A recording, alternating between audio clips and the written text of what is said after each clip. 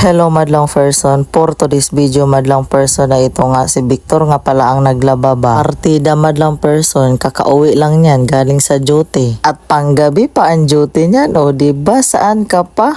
Mukhang may kailangan ata to sa akin si Victor madlang person ba? Ano kaya no? Kay sinabihan ko man si Victor madlang person oy na siya muna ang maglaba ba kay saktong sakto Sabado din ang diop niya o diba? Kay grabe na rin kasi talaga kadami ang labahin namin dyan madlang person ba dahil 2 linggo na rin kasi ako hindi nakapaglaba ba. At lalong lalo na din yung mga damit ng mga bata madlang person ba, mas madami pa talaga yung mga labahin nila ba kaysa sa amin. Aw kay maya maya din naman ang bihis ng mga bata dahil minsan kadalasan magdumi-dumi, magdungis-dungis, magbasa-basa o diba? At dyan nga madlang person at tinulungan ko na din pala si Victor dahil medyo tanghali-tanghali na din kasi niyaan ba. Sayang man din ang tirik ng araw madlang person ay dahil sobrang init na rin kasi niyan ba. Tapos sabi ko kay Victor siya na lang ang magsampay kahit papaano makatuyo man lang ng mga labahin ba. O diba nakita nyo tulungan kami dalawa ni Victor no. O sana all. Aw dapat lang na magtulungan ang mag-asawa madlang person no dahil tulungan din naman kasi sila gumawa ng pamilya ba. Ano daw?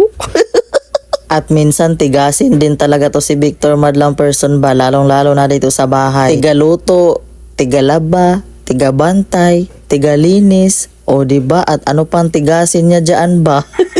At believe din talaga ako dito kay Victor madlang person ba dahil pag sinabi ko lang kahit isang beses nakinig agad oy. Kung hindi siya makinig sa akin madlang person lupad talaga siya ba, lupad talaga ba. At nagumpisa na rin pala magbanlaw dyan si Victor madlang person ba dahil nagmamadali na rin kasi siya kay inaantok na daw siya oy. Ako naman madlang person, ako rin naman ang nagkusot-kusot sa washing ba para maging madali na din kasi talaga ang trabaho ba. At mas madali lang din kasi talaga ang trabaho madlang person ba basta't nagtutulungan o diba pati si Jinjin tumulong na din. Ayusin mo lang Jin ha, baka paglaki mo hindi ka na maglalaba. Ganyan talaga si Jinjin madlang person ba, mahilig siya magaya-gaya lalo na sa gawaing bahay. Pero hinayaan lang din namin ba para maging matuto talaga siya ba lalo na sa gawaing bahay. At ayan na nga madlang person, tapos na rin pala magsampay si Papa Victor ba. At nakisampay lang din pala kami dito sa kapitbahay na walang tao ba o diba? O diba napakatirik ng araw madlang person no, sobrang init talaga ba. At pagkatapos naman magsampay ni Papa Victor madlang person ito at pinaliguan na rin pala niya ang pinakapanganay namin ba. At flex ko lang din pala itong pinakapanganay namin dalawa ni Victor madlang person ba, itong si Taki. Si Taki nga pala ang pinakaunang baby namin dalawa ni Victor madlang person ba at hindi pala basta-basta aso yan dahil tinuring naming anak yan ba. Sobrang tagal na rin talaga sa amin si Taki madlang person ba dahil tignan nyo naman ngayon nakadalawang anak na kami ni Victor ba. At napakabangis talaga niya ni Taki madlang person ba lalo na't iiwan namin siya sa bahay ba, siya ang magbantay ng bahay minsan ba.